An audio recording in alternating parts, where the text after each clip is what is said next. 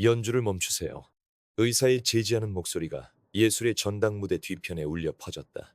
산소 마스크를 벗고 입가에 피를 머금은 채였지만 58살의 흑인 남성은 고개를 저었다. 선생님, 끝까지 연주하게 해주세요. 그의 곁에는 12살의 일본인 소녀 히나타가 있었다. 두 연주자는 목소리를 낼 수 없었다. 하지만 연주를 지켜보는 청중 중 그 누구도 알지 못했다. 이 죽어가는 노인이 한때 세상을 뒤흔들었던 전설적인 가수였다는 사실을, 그리고 목소리 없는 가수가 왜 목숨을 걸고 무대에 섰는지, 도대체 이 두 사람은 왜 듀엣 연주를 하고 있는 것인지. 모든 것은 석 달 전 마로니의 공원에서의 운명적인 만남에서 시작되었다. 서울 강남의 한 건설 현장. 아침 7시에 차가운 공기 속에서 마이클은 무거운 콘크리트 블록을 나르고 있었다. 갑자기 현기증이 그를 덮쳤다. 발밑이 휘청거리며 들고 있던 블록을 떨어뜨릴 뻔했다. 어이, 괜찮아? 25살의 인부 토미가 날카로운 목소리로 소리쳤다.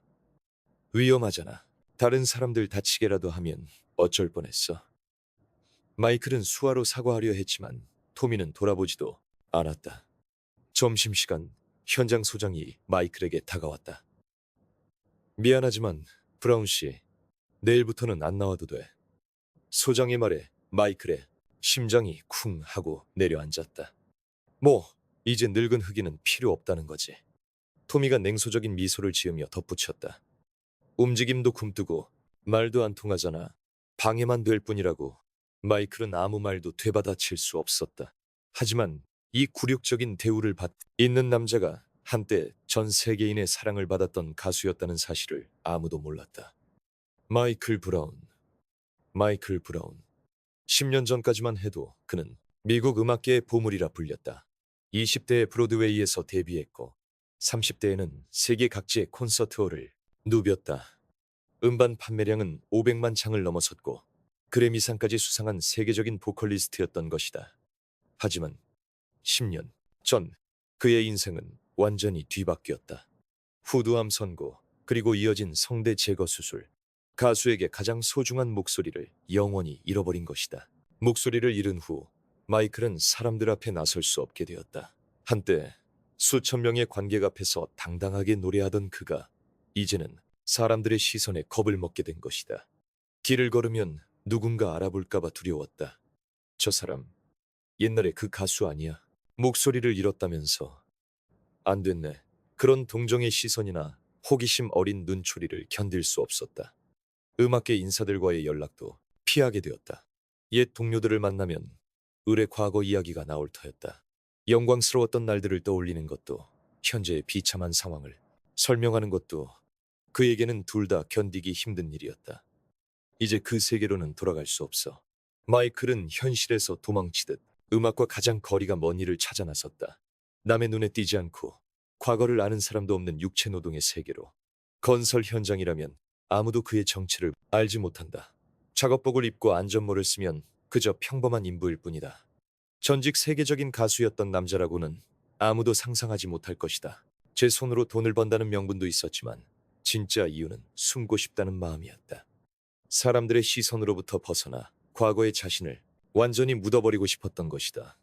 하지만 58살의 몸에는 한계가 있었다.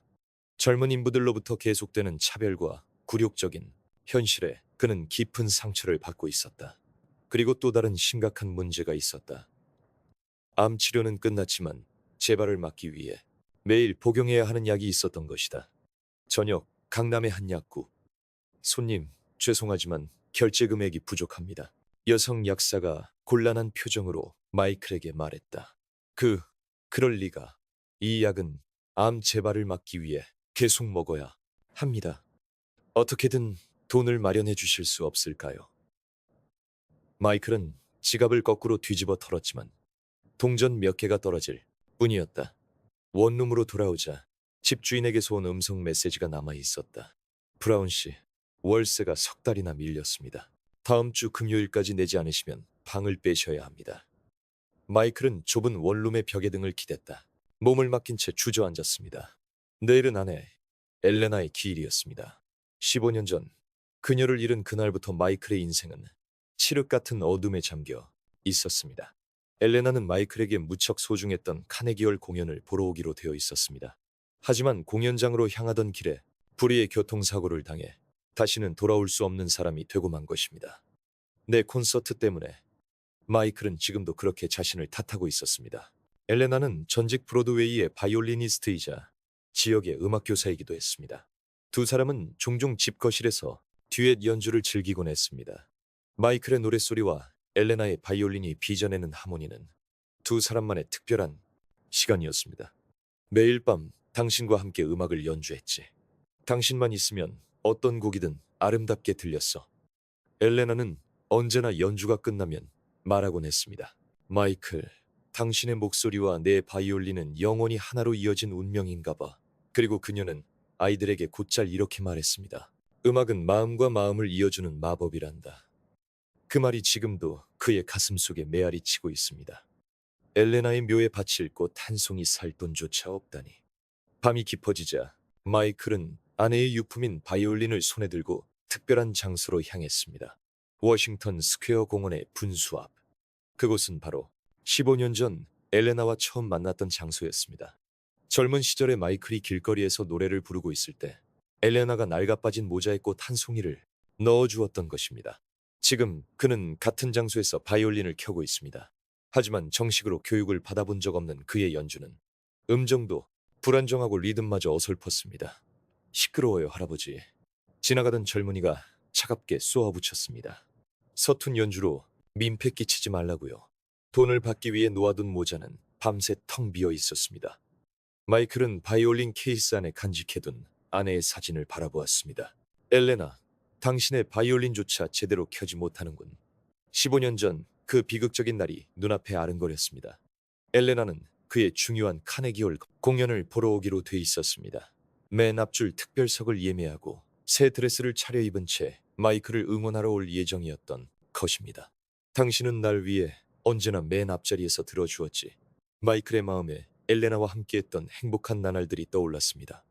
집, 거실에서 매일 밤 나누었던 듀엣. 마이클의 노랫소리와 엘레나의 바이올린 선율이 어우러지던 마법과도 같은 시간이었습니다. 당신이 있어 주었기에 내 노래에 영혼이 담길 수 있었어. 당신을 잃었을 때 내 음악도 함께 죽어버렸지. 하지만 최근 들어 마이클의 마음의 변화가 생겨나고 있었습니다. 엘레나가 생전에 자주 했던 말이 떠올랐기 때문입니다. 음악은 마음과 마음을 이어주는 마법이란다. 어쩌면 자신에게도 아직 할 수 있는 일이 남아있는 건 아닐까. 엘레나의 뜻을 이어받아 누군가에게 음악을 가르칠 수 있는 건 아닐까. 그런 생각이 그를 거리로 이끌었던 것입니다. 서툴러도 좋으니 누군가의 마음에 닿기를. 엘레나와의 추억이 깃든 이곳에서 음악에 대한 사랑을 계속해서 표현하고 싶었습니다. 그의 노랫소리는 이제 영원히 들을 수 없게 되었지만 음악을 향한 사랑만큼은 틀림없이 마음속에서 계속 살아 숨쉬고 있었습니다. 한편 맨해튼에 위치한 줄리아드 음대 예비학교에서는 한 일본인 소녀가 혹독한 현실과 마주하고 있었습니다. 타나카 히나타, 12살. 선천적인 성대장애로 거의 목소리를 내지 못하는 그녀는 일본에서 천재 바이올리니스트로 주목받던 아이였습니다. 하지만 더 높은 수준의 음악 교육을 받기 위해 어머니인 마리코와 함께 미국으로 건너온 것입니다. 히나타의 아버지는 일본에서 음악 관련 일을 하며 가족의 꿈을 뒷바라지하기 위해 필사적으로 일하고 있었습니다. 그러나 미국에서의 교육비는 상상을 초월할 정도로 비쌌고 집안 형편은 늘 넉넉지 못했습니다. 마리코 역시 작은 음악 기획사에서 조수로 일하며 딸의 꿈을 응원하고 있었습니다. 하지만 음악가를 꿈꾸는 소녀에게 또 다른 시련이 닥쳐옵니다. 장학금 최종 심사까지 앞으로 일주일 남았다. 담당 교사의 차가운 목소리가 연습실에 울려 퍼졌습니다. 타나카 양, 자네의 연주 실력은 분명 뛰어나. 하지만 이곳에 있는 다른 학생들 역시 마찬가지로 우수하지. 장학금을 받을 수 있는 건 단 한 명뿐이야. 히나타는 고개를 끄덕이는 것 말고는 할 수 있는 게 없었습니다. 선천적인 성대장애가 히나타에게는 장애가 있어 목소리를 내는 것이 거의 불가능했다. 그런 그녀에게 음악은 자신을 표현할 수 있는 유일한 창구였다. 점심시간, 교실 한편에서 동급생들의 수군거림이 들려왔다. 어차피 그 일본에는 떨어질 게 뻔해. 말도 안 통하는 데다 친구 하나 없잖아. 안 됐지만 현실적으로 봤을 때 말이야. 어렵지 않겠어? 히나타는 홀로 연습실 구석에 웅크리고 앉아 터져 나오려는 눈물을 필사적으로 삼키고 있었다. 해질녘 어머니 마리코가 그녀를 데리러 왔다. 마리코는 작은 음반 기획사에서 어시스턴트로 일하고 있었다. 히나타, 오늘도 고생 많았네. 마리코의 얼굴에는 짙은 피로감이 역력했다. 엄마, 저 정말 장학금을 받을 수 있을까요? 히나타가 불안한 표정으로 수화를 하자 마리코는 부드럽게 딸의 머리를 쓰다듬었다. 물론이지. 엄마는 네 재능을 믿어. 하지만 마리코의 마음은 불안감으로 무겁게 가라앉아 있었다. 미국에서의 교육비는 상상을 아득히 초월하는 금액이었다. 생활비, 학비, 악기 수리비까지 모든 것이 감당하기 벅찼고 파트타임 일만으로는 도저히 충당할 수 없었다. 직장 동료들 역시 그녀에게 날카로운 말을 던지곤 했다. 현실을 직시해. 미국 교육비가 얼마나 비싼데 정말 그만한 가치가 있는 일일까? 장학금을 받지 못하면 일본으로 돌아가야만 했다. 마리코는 딸에게 차마 꺼낼 수 없는 냉혹한 현실을 가슴 깊이 묻어두었다. 그날 밤 히나타는 홀로 연습에 매진하고 있었다. 바이올린 현을 너무 세게 켜다 그만 툭 소리를 내며 끊어지고 말았다. 아, 여분의 현을 살 돈도 없는데. 히나타는 창밖으로 펼쳐진 뉴욕의 야경을 바라보며 소리 없이 눈물을 떨구었다. 다음 날 저녁, 맨해튼의 작은 레스토랑에서 나온 히나타와 마리코가 느릿느릿 집으로 향하고 있었다. 오늘 저녁 정말 맛있었지? 마리코가 딸을 보며 미소 지었다. 모녀에게 외식은 큰 사치였지만 연습에 지쳐있는 히나타를 보며 가끔은 이렇게 기분을 풀어줘야겠다고 생각했던 것이다. 고마워요, 엄마. 히나타가 작게 고개를 끄덕였다. 그러나 마리코의 마음 한구석에는 무거운 현실이 짓누르고 있었다. 이달 가게는 이미 한계에 다다랐고 다음 달부터는 외식은 고사하고 하루하루 식비마저 줄여야 할 판이었다. 장학금 결과 빨리 나왔으면. 히나타가 나지막이 읊조렸다. 두 사람이 워싱턴 스퀘어 공원을 지나칠 때였다. 어디선가 애절한 선율이 들려왔다. 분수대 앞 한 노인이 바이올린을 켜고 있었다. 아내 엘레나의 유품인 바이올린을 연주하며 마이클은 15년 전의 기억에 잠겨들었다. 바로 이곳에서 엘레나를 처음 만났던 날, 그녀의 온화한 미소, 함께했던 그 모든 아름다운 시간들. 그러나 지금 그의 연주에는 기술적으로 여러 문제점이 엿보였다. 음정은 불안했고 활의 움직임 또한 어색했다. 그럼에도 불구하고 음악에 대한 순수한 열정과 엘레나를 향한 그리움만큼은 선명하게 연주에 녹아 있었다. 지나가는 사람들의 반응은 여전히 냉담했다. 또 저 형편없는 연주로군. 안타깝지만 도저히 들어줄 수가 없군. 그 순간 히나타의 발걸음이 돌연 멈춰섰다. 엄마, 잠시만요. 그녀는 마이클의 연주에서 무언가를 감지한 것이었다. 악기를 다루는 솜씨는 서툴지만 그 선율 깊은 곳에서 무언가 간절히 호소하고 있어. 히나타는 같은 음악인으로서 마이클의 음악에 대한 순수한 애정을 느낄 수 있었다. 그것은 아무리 기술이 서툴러도 결코 감출 수 없는 평범한 취미를 뛰어넘는 특별한 마음이었다. 마리코 역시 딸의 변화를 알아차렸다. 직장에서 수많은 음악가를 봐온 그녀 또한 마이클의 연주가 지닌 특별함을 단번에 간파했다. 저분의 연주, 무언가 애타게 호소하는 것 같구나. 마리코가 읊조렸다. 손가락의 움직임, 악기를 쥔 자세에서 과거에 고도의 훈련을 받은 흔적이 엿보였다. 그러자 평소 낯가림이 심해 낯선 이에게는 결코 먼저 말을 거는 법이 없던 히나타였지만 이번만큼은 달랐다.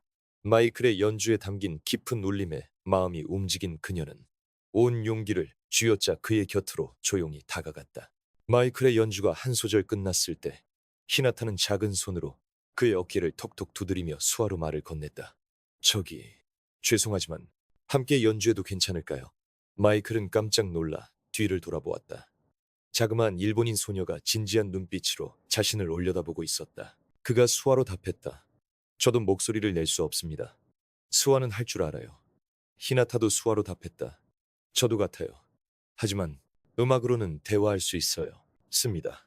이 순간 두 사람 사이에는 특별한 유대감이 생겨났습니다. 같은 아픔을 가진 이들만이 나눌 수 있는 깊은 공감이었죠. 활을 그렇게 잡으시면 소리가 불안정해져요. 이렇게 한번 해보세요. 히나타가 다정하게 가르쳐주자 마이클의 연주는 눈에 띄게 좋아졌습니다. 마이클은 속으로 경악했습니다.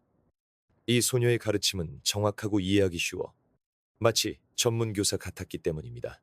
마치 엘레나가 살아있었을 때를 떠올리게 했습니다. 제 이름은 다나카 히나타입니다. 일본에서 왔어요. 히나타가 수어로 자신을 소개했습니다. 줄리어드 예비학교에서 바이올린을 배우고 있어요. 정말 놀라운 가르침이군. 마이클이 수어로 전하자 히나타는 미소 지었습니다. 하지만 아저씨의 연주에는 제가 학교에서 배우지 못한 무언가가 있어요. 그걸 제게 가르쳐 주실 수 있나요? 하지만 내가 그대에게 가르쳐 줄 만한 건 아무것도 없다네. 히나타가 강하게 고개를 저었습니다. 아저씨의 연주에는 제게 없는 무언가가 분명히 있어요. 그걸 가르쳐 주세요. 두 사람이 함께 연주를 시작하자 마리코는 뚜렷한 변화를 감지했습니다. 히나타의 지도를 받은 마이클의 연주가 확실히 나아지고 있었던 겁니다. 음정이 안정되고 활의 움직임도 한결 부드러워졌습니다. 하지만 주위의 행인들은 여전히 무관심했습니다. 바쁘게 지나쳐가는 사람들, 스마트폰에 빠져 있는 젊은이들, 팁을 넣는 모자는 여전히 텅 비어 있었습니다. 그럼에도 마리코는 알 수 있었습니다. 이 두 사람 사이에 특별한 화학 반응이 일어나고 있다는 것을.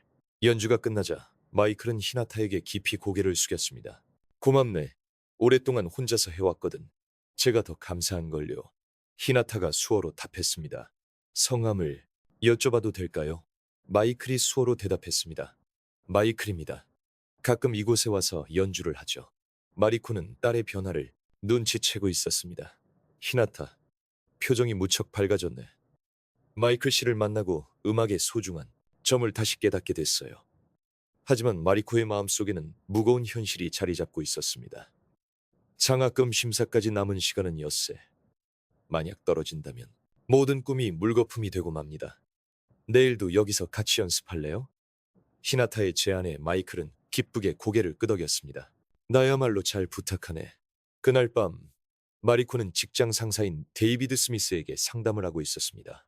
데이비드는 작은 음악 기획사를 운영하며 과거에는 대형 레이블에서 프로듀서로 일했던 인물이었습니다. 제 딸이 흥미로운 노신사 한 분을 만났어요. 마리코가 마이클에 대해 설명하자 데이비드는 흥미를 보였습니다. 거리의 악사라, 그거 재미있겠네요. 내일 시간 될 때 한번 보러 가보죠. 히나타는 끊어진 바이올린 줄을 바라보며 마이클과의 만남을 되짚어보고 있었습니다. 신기한 분이었어. 기술은 아직 부족하지만 마음에 와닿는 무언가가 있어. 마이클 또한 자신의 아파트에서 같은 생각을 하고 있었습니다. 그 소녀는 특별해. 마치 엘레나 같은 지도력이었어. 벽에 걸린 아내 엘레나의 사진을 바라보며 마이클은 오랜만에 희망을 느끼고 있었습니다. 엘레나, 당신도 그 아이를 마음에 들어할 거야. 당신이 그토록 원했던 음악을 통해 사람들과 이어지는 법을 나도 드디어 찾은 것 같아. 두 사람의 운명이 교차한 이날부터 기적을 향한 첫걸음이 시작되려 하고 있었습니다. 마이클과 히나타의 길거리 레슨이 시작된 지 일주일이 지났습니다. 매일 밤 워싱턴 스퀘어 공원에서 열리는 그들의 연습은 조금씩 주목을 받기 시작했습니다. 처음에는 걸음을 멈추는 사람이 거의 없었습니다. 하지만 히나타의 지도 덕분에 마이클의 연주가 나아지자 지나가던 사람들이 서서히 발걸음을 멈추기 시작했습니다. 저 두 사람 조합 꽤 재미있는데. 할아버지, 연주 실력이 눈에 띄게 늘었어. 저 일본 여자애 연주 끝날 때마다 깊이 인사하는 거 귀엽네. 겸손하고 예의도 바르고. 요즘 저런 아이 보기 드물지. 작은 관객의 무리가 생겨나기 시작했습니다. 젊은 커플이 하던 일을 멈추고 귀를 기울이고 퇴근길에 직장인도 걸음을 멈추는 모습이 보이기 시작했습니다. 연주가 끝나자 관객들 사이에서 질문이 터져나오기 시작했습니다. 학생은 어디서 왔어요? 오셨나요? 한 노부인이 다정하게 묻자 히나타는 작은 메모장을 꺼내 정중하게 적어 보였다. 일본에서 왔습니다. 줄리어드에 가기 위해 공부하고 있습니다.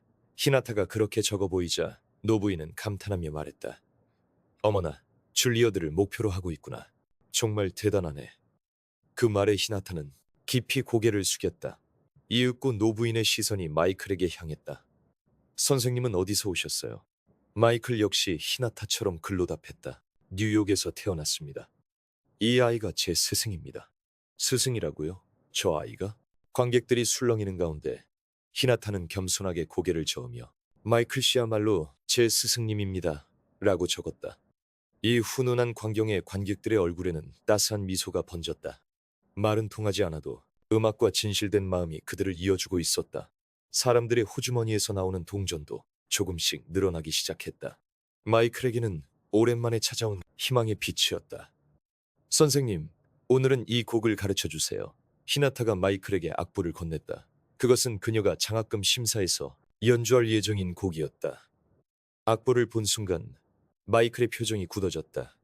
이 곡은 15해 전 엘레나와 마지막으로 함께 연주했던 영혼의 이중주였다. 무슨 문제라도 있으세요? 히나타가 걱정스럽게 물었다. 아니, 그저 아주 추억이 깊은 곡이라서. 마이클은 엘레나와의 기억을 가슴에 품은 채 히나타에게 곡에 담긴 마음을 가르치기 시작했다. 이 곡은 영원한 사랑을 노래하는 곡이야. 기술만으로는 결코 표현할 수 없는 깊은 감정이 담겨 있지. 히나타의 연주는 날이 갈수록 깊이를 더해갔다. 마이클의 가르침을 통해 그녀는 기술뿐만 아니라 음악의 영혼을 배워가고 있었다. 지나가던 행인들도 두 사람의 연주에 점차 매료되기 시작했다. 정말 멋진 연주야. 저 할아버지, 사실은 대단한 사람 아닐까? 하지만 이 작은 성공의 그림자 뒤로 더 큰 위기가 소리 없이 다가오고 있었다. 마이클의 건강은 하루가 다르게 나빠지고 있었다. 아침에 일어날 때마다 숨이 찼고 간간히 마른 기침이 터져나왔다. 그것은 10년 전 치료했다고 믿었던 병이 재발했음을 암시하고 있었다. 괜찮아. 아직은 괜찮아. 마이클은 스스로를 다독이며 이 사실을 아무에게도 말하지 않았다. 히나타의 심사가 끝날 때까지는 무슨 일이 있어도 곁을 지켜주고 싶었다. 그것이 그의 유일한 바람이었다. 한편 히나타에게도 시간은 시시각각 다가오고 있었다. 장학금 심사까지 남은 시간은 단 사흘.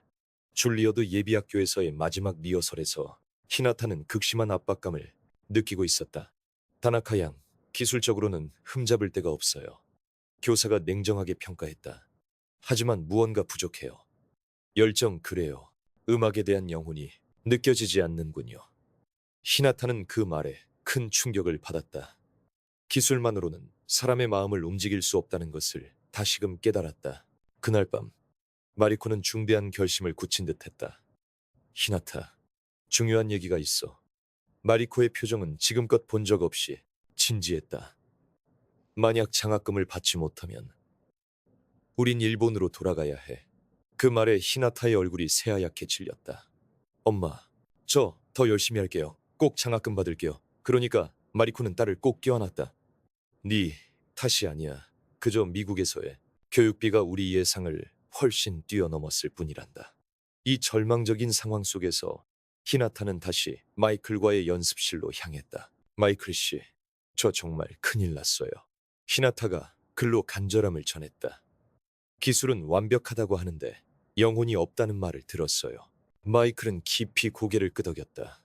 그 역시 평생 같은 고민을 안고 살아왔기 때문이었다. 기술만으론 마음을 움직일 수 없어. 영혼을 담아라. 마이클이 힘주어 적어 내려갔다.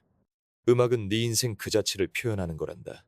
기쁨, 슬픔, 절망, 희망. 그 모든 것을 소리에 담는 거야. 그 말에 히나타의 눈에 눈물이 고였다. 하지만 전 아직 인생 경험이 부족한걸요. 그렇지 않아. 마이클은 다정하게 고개를 저었다. 너는 누구보다 큰 어려움과 마주하고 있잖니. 가족을 지키고 싶은 마음, 꿈을 향한 간절함, 그리고 지금 느끼는 이 불안감까지. 그 모든 것이 너의 음악을 풍부하게 만들어줄 거다. 두 사람이 다시 연주를 시작하자 이전과는 확연히 다른 소리가 공간을 채웠다. 히나타는 눈을 감고 지금껏 느껴온 모든 감정을 음악에 담으려 애썼다. 어머니에 대한 감사함, 경제적인 불안감, 장학금에 대한 절실함, 그리고 마이클과의 만남까지. 만남의 기쁨, 하나하나의 감정을 현에 맡기고 활에 실었습니다. 그녀의 이마에는 땀이 송골송골 맺혔고 입술을 깨물며 온 영혼을 연주에 쏟아붓고 있었습니다. 그 순간 행인들은 걸음을 멈추고 넋을 잃고 연주에 귀를 기울였습니다. 이토록 아름다운 음악이라니. 거리 공연으로 받은 돈도 지금껏 중 최고액이었습니다. 하지만 연주가 끝나자마자 마이클이 갑자기 기침을 터뜨리기 시작했습니다. 손으로 입을 막자 붉은 흔적이 묻어났습니다. 마이클 씨. 히나타가 달려갔지만 마이클은 손을 저으며 괜찮다고 했습니다. 걱정 마. 그냥 감기 일 뿐이야. 하지만 히나타는 불안감을 감출 수 없었습니다. 그리고 마리코에게도 무언가 심상치 않음이 전해졌습니다. 그날 밤 마리코는 직장에서 데이비드 스미스에게 고민을 털어놓았습니다. 히나타의 선생님 건강이 안 좋아지신 것 같아 걱정이에요. 그런가요? 내일 상태를 보러 한번 보죠. 데이비드 역시 마이클이 마음에 걸렸습니다.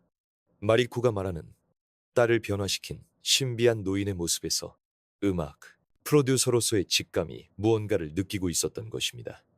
다음 날 상황은 급변했습니다. 마이클의 건강이 급격히 악화된 것입니다. 기침은 멈추지 않았고 서 있는 것조차 힘겨워 보였습니다. 마이클 씨, 병원에 가요. 히나타가 걱정스레 말했지만 마이클은 고개를 저었습니다. 네 심사가 바로 내일이다. 내 걱정은 하지 마라. 하지만 괜찮아. 마이클이 그녀의 어깨에 손을 올렸습니다. 네 안에는 이제 그 누구에게도 지지 않을 음악의 혼이 깃들어 있단다. 그 말에 히나타는 용기를 얻었습니다. 네, 내일 지금까지 배운 모든 것을 담아 연주할게요. 그러나 이때 이미 마이클은 자신의 몸에 일어나고 있는 심각한 변화를 느끼고 있었습니다. 10년 전에 병이 재발했음을 그는 확신했습니다. 그날 밤 각자의 공간에서 두 사람은 같은 생각을 하고 있었습니다. 마이클 씨 건강이 걱정되지만 내일이 심사야. 집중해야 해.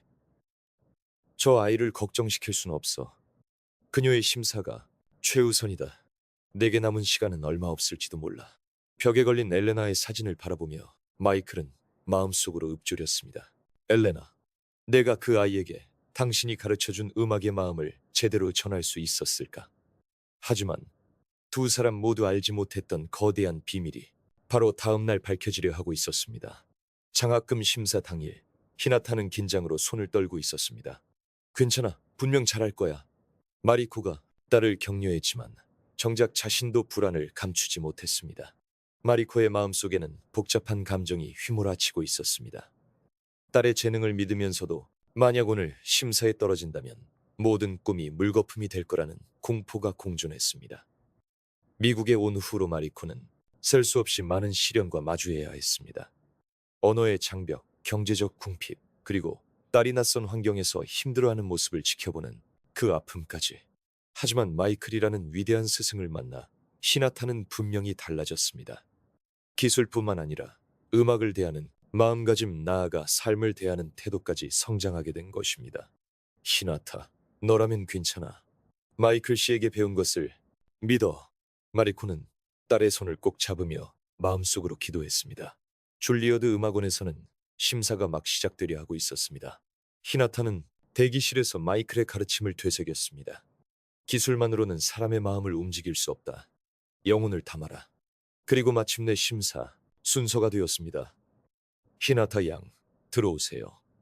심사위원들 앞에선 히나타는 바이올린을 켰습니다. 이터널 듀엣의 선율이 울려 퍼졌습니다. 기술적으로는 흠잡을 데 없이 완벽했습니다. 하지만 무언가 결정적인 것이 빠져 있었습니다. 마이클이 곁에 없다는 불안감, 가족의 경제적 어려움에 대한 걱정, 수많은 감정이 그녀의 연주를 흐리게 만들었습니다. 심사위원들의 표정은 그다지 만족스러워 보이지 않았습니다. 바로 그때 심사장 뒤쪽에서 한 남자가 들어섰습니다. 마리코의 상사, 데이비드 스미스였습니다. 그는 딸을 응원하러 온 마리코와 함께 심사를 지켜보기로 했던 것입니다. 데이비드는 히나타의 연주를 들으며 복잡한 표정을 지었습니다. 기술은 뛰어나지만 마음을 울리진 못하는군. 연주가 끝나자 심사위원들은 미묘한 표정을 지었습니다. 수고했습니다. 결과는 내일 통보하겠습니다. 히나타는 자신의 연주에 만족할 수 없었어요. 마이클에게 배운 것을 충분히 표현하지 못했거든요. 낙담한 채 공연장을 나오자 서울 숲으로 향했어요. 혹시 마이클이 있을지도 모른다는 생각에 그런 희망을 품고 공원에 도착하니 마이클이 분수대 앞에서 홀로 괴로운 듯 주저앉아 있었어요. 마이클 씨, 히나타가 달려갔죠. 심사는 어땠어? 마이클이 힘없는 목소리로 물었어요. 잘 안 됐어요. 기술은 됐는데 영혼을 담지 못해서 마이클은 히나타의 머리를 다정하게 쓰다듬었어요. 아직 끝난 게 아니야. 같이 연주하자. 마이클은 히나타의 불안한 표정을 바라봤죠. 두 사람이 연주를 시작하자 오전과는 전혀 다른 음색이 울려 퍼졌어요. 히나타의 연주에는 마이클과의 추억, 가족에 대한 사랑, 미래에 대한 불안, 그리고 감사의 마음, 모든 감정이 담겨 있었죠. 마이클도 마지막 힘을 쥐어짜내며 연주하고 있었어요. 그의 음악에는 엘레나를 향한 사랑, 히나타에 대한 희망, 그리고 인생의 집대성이 담겨 있었죠. 그때 우연히 지나가던 데이비드 스미스가 발걸음을 멈췄어요. 마리코와의 약속대로 마이클의 상태를 보러 공원에 들렀던 거예요. 이 연주에 데이비드의 시선은 마이클에게 쏠렸죠. 그 손가락의 움직임, 악기를 잡는 자세, 그리고 음악을 대하는 태도, 무언가 기억 저편에서 걸리는 게 있었어요. 연주가 끝난 순간 마이클의 몸에 이상이 생겼어요. 격한 기침이 시작되더니 피를 토하고 말았죠. 구급차를 데이비드가 소리쳤어요. 병원으로 이송된 마이클, 히나타와 마리코, 그리고 데이비드도 달려왔어요. 의사가 진찰을 마친 후 데이비드는 마이클의 병실에서 경악할 만한 사실을 깨달았어요. 침대 옆에 놓인 소지품 속에서 낡은 병원 진료 카드가 보였거든요. 거기에는 마이클 브라운이라는 이름과 10년 전의 암 제거 수술 기록이 적혀 있었어요. 게다가 지갑에서 나온 낡은 운전면허증. 생년월일을 보니 데이비드의 기억과 완전히 일치했죠. 그리고 결정적이었던 건 마이클의 오른쪽 눈 위에 있는 작은 흉터였어요. 그건 30년 전 녹음 중에 발견했던 단정한 얼굴 속 유일하게 특징적인 상처로 데이비드는 선명하게 기억하고 있었죠. 설마. 데이비드가 떨리는 목소리로 중얼거렸어요. 마이클 브라운. 당신이 마이클 브라운입니까? 마이클의 몸이 굳어졌어요. 30년 전 내가 프로듀싱한 앨범으로 세계에 데뷔했던 그 전설의 보컬리스트 히나타의 눈이 커다랗게 뜨였어요. 마이클 씨가 세계적인 가수였다니. 마이클은 체념한 듯 작게 고개를 끄덕였어요. 히나타는 모든 것을 이해했죠. 왜 마이클의 연주에 마음이 움직였는지, 왜 그토록 음악에 대한 마음이 강했는지를. 그래서 마이클의 음악에는 제게 없는 깊은 무언가가 있었군요. 히나타의 눈에 눈물이 고였어요. 이게 진짜 음악의 정수군요. 기술만이 아닌 인생 그 자체가 담긴 음악. 마이클은 낮은 목소리로 조용히 대답했어요. 너도 같은 길을 걷고 있어. 네 음악에도 확실히 영혼이 깃들기 시작했어. 그때 의사가 심각한 표정으로 병실에 들어왔어요. 검사 결과를 손에 든 그의 얼굴에는 중대한 소식을 전해야 하는 책임의 무게가 새겨져 있었죠. 의사가 설명했어요. 유감스럽지만 암이 재발했습니다. 상당히 진행되어 남은 시간은 한 달 정도입니다.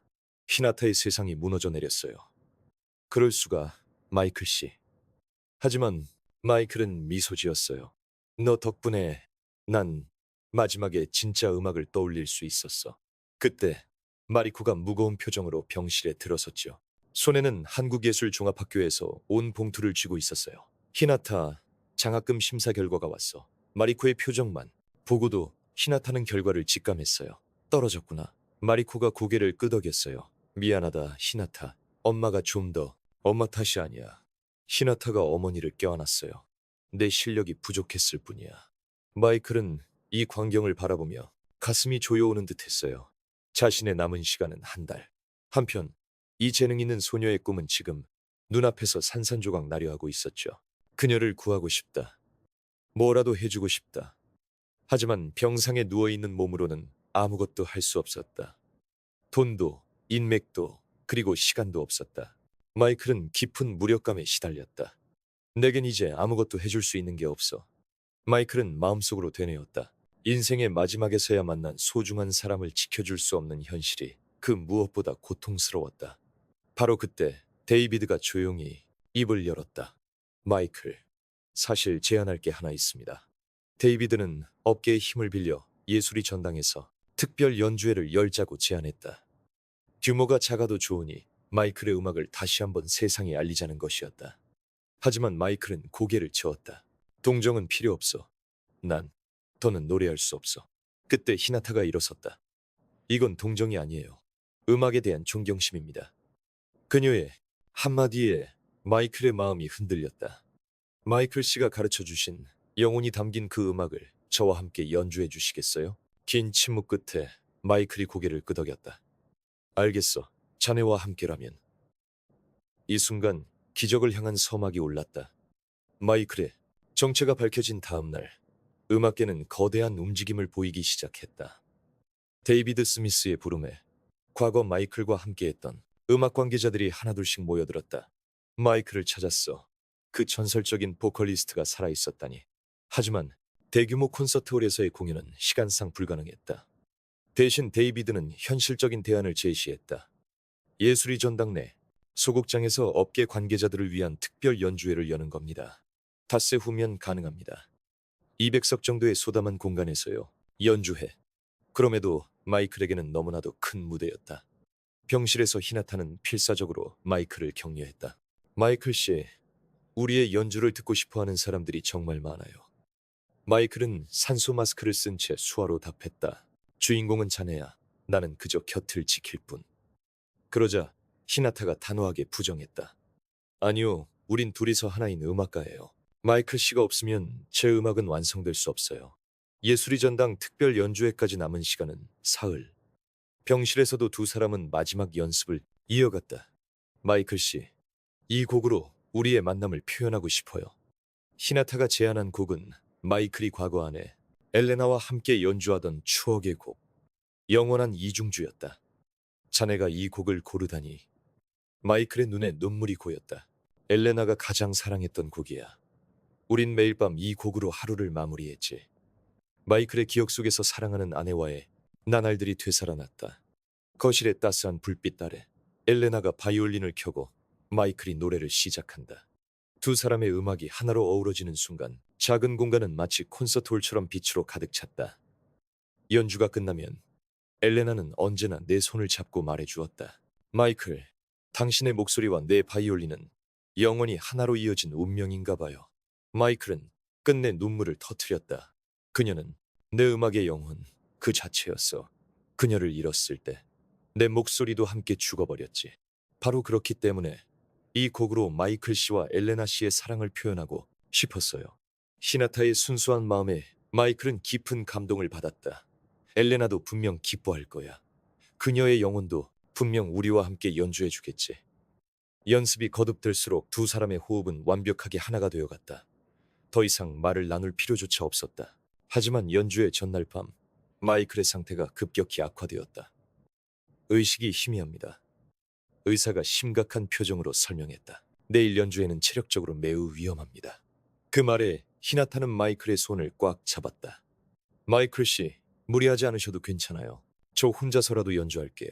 하지만 마이클은 마지막 남은 힘을 쥐어짜 몸을 일으켰다. 자네와의 약속이야. 끝까지 함께 연주할 거야. 그 순간 마이클의 마음속에 아내 엘레나의 목소리가 울려 퍼졌다. 마이클, 당신은 혼자가 아니에요. 히나타가 있잖아요. 그리고 나도 언제나 함께인걸요. 당신이 옳았어, 엘레나. 나 정말 멋진 파트너를 만났어. 연주의 당일 아침, 마이클은 진통제를, 약을 대량으로 복용하며 겨우 의식을 붙들고 있었어요. 정말 괜찮으신가요? 히나타가 걱정스러운 얼굴로 물었습니다. 자네가 있으니 괜찮아. 마이클이 미소 지었습니다. 우리의 음악을 세상에 전하는 거야. 링컨 센터로 향하는 차 안에서 히나타는 마이클에게 마지막 가르침을 받았습니다.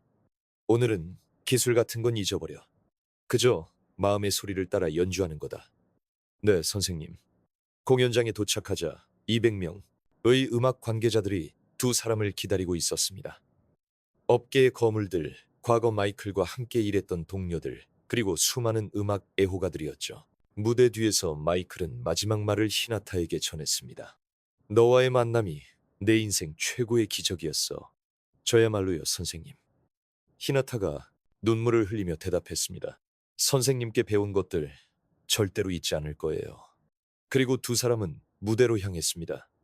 링컨 센터의 소공 연장에 정적이 흘렀습니다. 200석의 객석은 만석이었고 음악계 관계자들은 숨을 죽인 채 무대를 지켜보고 있었습니다. 히나타와 마이클이 무대에 등장했습니다. 마이클의 몸 상태는 누가 봐도 한계에 가까워 보였지만 그의 눈에는 강한 의지의 빛이 서려 있었습니다. 정말 그 전설의 마이클 브라운이 맞아? 저 어린 소녀가 그와 함께 연주한다고?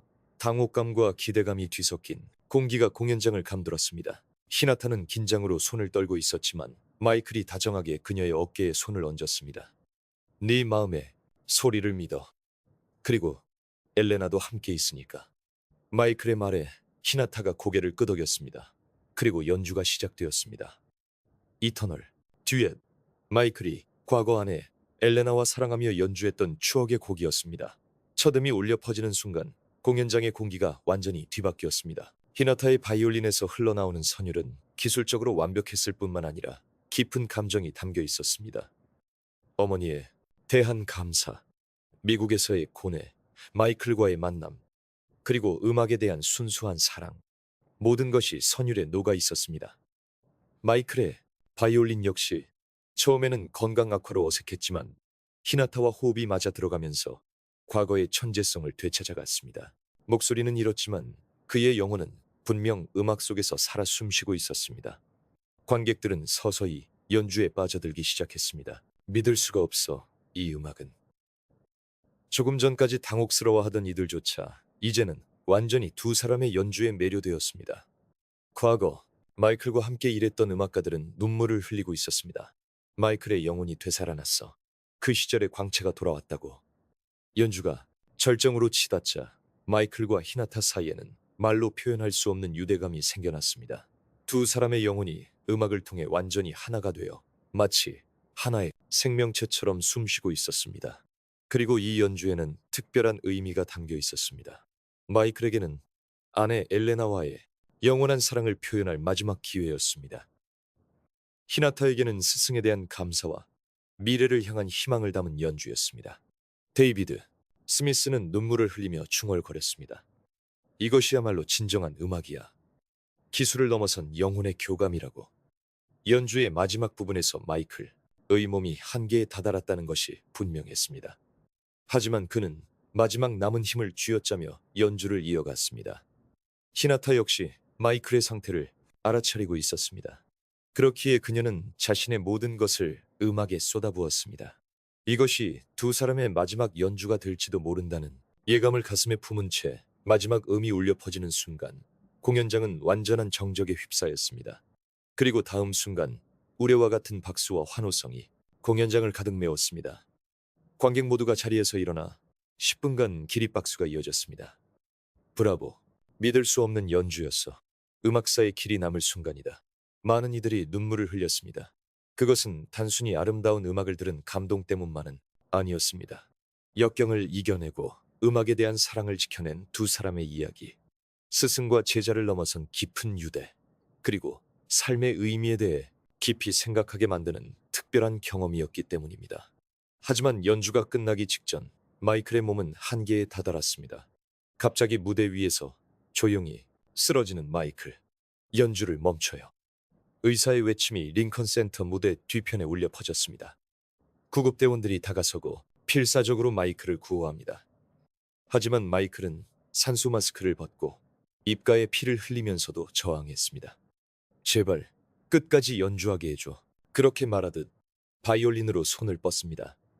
하지만 지금의 그는 서 있는 것조차 힘듭니다. 이송될 준비가 끝나자 그는 들것에 실려 구급차로 옮겨졌습니다. 그 뒷모습을 걱정스럽게 바라보던 히나타였지만 마지막 순간에 마이클의 표정을 보았을 때 그 얼굴에는 깊은 만족감이 떠올라 있었습니다. 연주가 끝난 후 히나타는 대기실에서 홀로 눈물을 흘리고 있었습니다. 마이클의 상태가 걱정되고 자신의 미래에 대한 불안감도 무겁게 짓눌렀습니다. 그때 대기실 문을 두드리는 소리가 들렸습니다. 실례합니다. 들어온 사람은 품격 있는 초로의 여성이었습니다. 줄리아드 음대 이사장 엘리자베스 하투엘 여사였습니다. 당신이 타나카 히나타 양이군요. 저는 줄리아드 음대 이사장 하투엘이라고 합니다. 히나타는 깜짝 놀라 일어섰습니다. 이사장님, 오늘 연주 잘 보았습니다. 믿을 수 없을 만큼 훌륭한 연주였어요. 하투엘 여사가 말을 이었습니다. 실은 당신의 장학금 심사에 대한 결과에 대해 드릴 말씀이 있습니다. 당신은 떨어졌습니다. 확실히 통상적인 심사에서는 안타까운 결과였죠. 하지만 오늘 연주를 보고 저희는 새로운 결정을 내렸습니다. 여사의 표정이 따뜻해졌습니다. 줄리아드 음대에서는 마이클 브라운 특별 교육 제도를 신설하기로 결정했습니다. 이는 기술뿐만 아니라 음악에 대한 진실한 애정과 인간성을 평가하는 제도입니다. 히나타는 믿을 수가 없었습니다. 특별 교육 제도요. 네. 학비는 전액 면제. 게다가 생활비까지 지원할 겁니다. 그리고 당신이 그 첫 번째 학생이 되어 주었으면 합니다. 히나타의 눈에 눈물이 고였습니다. 정말인가요? 마이클 브라운 씨 같은 위대한 음악가에게 사사하여 인성과 음악성 모두 훌륭하게 성장한 당신을 저희는 진심으로 환영합니다. 바로 그때 마리코가 대기실로 뛰어들어왔습니다. 히나타, 마이클 씨의 상태가 하트웰 여사가 일어섰습니다. 어머님이시군요. 따님의 재능은 의심할 여지 없이 세계적인 수준입니다. 저희에게 맡겨주십시오. 마리코가 눈물을 흘리며 고개를 숙였습니다. 감사합니다. 정말 감사합니다. 히나타는 마이클의 병실로 서둘러 향했습니다. 이 기쁜 소식을 한시라도 빨리 마이클에게 전하고 싶었습니다. 병원에서 마이클은 산소 마스크를 쓴 채 히나타와 마리코 그리고 데이비드가 지켜보는 가운데 누워 있었습니다.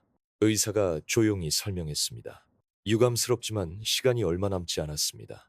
마이클은 마지막 힘을 쥐었자 수화로 마음을 전했습니다. 고마워, 히나타. 넌 나의 자랑이야, 마이클. 히나타가 눈물을 흘리며 대답했습니다. 저는 선생님께 배운 것들을 절대로 잊지 않을 거예요. 너는 이제 어엿한 음악가야. 이제부터는 네가 다른 누군가에게 음악의 위대함을 가르쳐주는 거란다. 그것이 마이클의 마지막 말이었습니다. 엘레나가 기다리고 있어. 언젠가 너와도 다시 만날 날을 기대하고 있을게. 마이클은 미소를 지으며 조용히 눈을 감았습니다. 그렇게 마이클 브라운은 사랑하는 사람들에게 둘러싸여 평화롭게 세상을 떠났습니다. 마이클이 세상을 떠난 지 1년이 흘렀습니다. 히나타는 줄리아드 음대의 특별 장학생으로서 착실하게 성장을 거듭하고 있었습니다. 그리고 오늘 그녀에게 아주 특별한 날이 찾아왔습니다. 링컨 센터에서의 첫 솔로 리사이틀. 대기실에서 히나타는 마이클에게 물려받은 아내 엘레나의 유품인 바이올린을 손에 들었습니다. 마이클, 엘레나, 오늘 저와 함께 연주해 주세요. 무대에 등장한 히나타를 만석을 가득 채운 관객들이 따뜻하게 맞이했습니다. 지난 1년간 그녀의 이야기는 전 세계로 퍼져나갔습니다. 거리 공연에서 시작된 기적의 바이올리니스트로서 많은 사람들의 마음을 움직였던 것입니다. 히나타가 관객을 향해 깊이 고개를 숙이고 정중하고 진심이 담긴 수화로 말을 건넸습니다. 통역사가 그녀의 마음을 목소리로 전했습니다. 오늘은 제게 있어 아주 소중한 곡을 연주하고자 합니다. 히나타의 수화는 아름다웠고 그 진지한 마음은 분명 객석에 전해지고 있었습니다. 이 곡은 저의 은사님이신 마이클 브라운 씨께 배운 영혼의 듀엣입니다. 연주가 시작되었습니다. 1년 전과 같은 곡이었지만 히나타의 연주는 눈에 띄게 성장해 있었습니다. 기술적인 완벽함에 더해 삶의 경험에서 우러나오는 깊은 감정 표현이 더해졌습니다. 하지만 이 연주에는 또 다른 특별한 의미가 담겨 있었습니다. 마이클과의 추억, 그에게서 배운 음악에 대한 사랑, 그리고 스승과 제자를 넘어선 깊은 유대감, 모든 것이 음악에 녹아 있었습니다. 객석에서는 데이비드 스미스가 눈물을 흘리며 듣고 있었습니다. 마이클, 자네의 영혼은 분명히 이어지고 있네. 연주가 끝나자 다시 한번 공연장은 감동의 박수갈채로 가득 찼습니다. 그 후 히나타는 인터뷰에 응했습니다. 마이클 선생님과의 만남이 제 인생을 바꾸었습니다. 그분은 기술뿐만 아니라 음악을 사랑하는 법을 가르쳐 주셨습니다. 제가 기술을 가르치고 선생님께서 마음을 가르쳐 주시는 것. 그것이 바로 우리였습니다. 목소리를 잃은 두 사람이었기에 음악의 진정한 힘을 알 수 있었습니다. 선생님의 영혼은 제 연주 속에서 영원히 살아 숨쉬고 있습니다. 그리고 히나타는 마지막에 이렇게 덧붙였습니다. 이제는 제가 누군가에게 음악의 위대함을 전할 차례입니다. 리사이틀이 끝난 후 공연장 밖에서 한 소년이 히나타에게 다가왔습니다. 누나, 저에게도 음악을 가르쳐 주세요. 소년의 눈에는 순수한 동경심이 가득했습니다. 히나타는 마이클에게서 배운 다정함으로 대답했습니다. 물론이지. 함께 열심히 해보자. 바로 이 순간 마이클로부터 물려받은 사랑이 다음 세대로 이어지고 있었습니다. 한편 음악계에서는 마이클 브라운 재단이 설립되었습니다. 경제적으로 어려운 음악가들을 지원하고 음악 교육의 기회를 제공하는 재단이었습니다. 히나타는 이 재단의 초대 홍보대사로 임명되었습니다. 재단 설립 기념식에서 히나타는 연설을 했습니다. 음악에는 국경이 없습니다. 나이도 상관없습니다. 중요한 것은 마음으로 연주하는 것입니다. 마이클 선생님께서 가르쳐 주셨듯이 음악은 사람과 사람을 잇는 가장 아름다운 언어입니다. 공연장 스크린에 마이클과 히나타가 함께 연주하는 사진이 비춰졌습니다. 두 사람 모두 온화하고 행복해 보이는 미소를 띠고 있었습니다. 그날 밤 히나타는 홀로 마이클의 묘를 찾았습니다. 묘비에는 엘레나와 나란히 마이클의 이름이 새겨져 있었습니다. 선생님, 오늘도 많은 사람들에게 음악을 전할 수 있었어요. 선생님께 배운 사랑, 저는 평생 소중히 간직할게요. 바람이 불어와 근처에 나무잎들이 춤을 추듯 흩날렸습니다. 마치 마이클과 엘레나가 하늘에서 지켜보고 있는 것만 같았습니다. 이제는 제가 누군가의 인생을 바꿀 차례군요. 히나타는 마이클에게서 물려받은 바이올린을 소중히 껴안으며 조용히 속삭였습니다. 이번에도 끝까지 시청해 주셔서 정말 감사합니다. 이 이야기를 통해 마음에 와닿았던 말이나 인상 깊었던 장면이 있으셨다면 꼭 댓글로 남겨주세요. 그럼 다음 영상에서 다시 뵙겠습니다.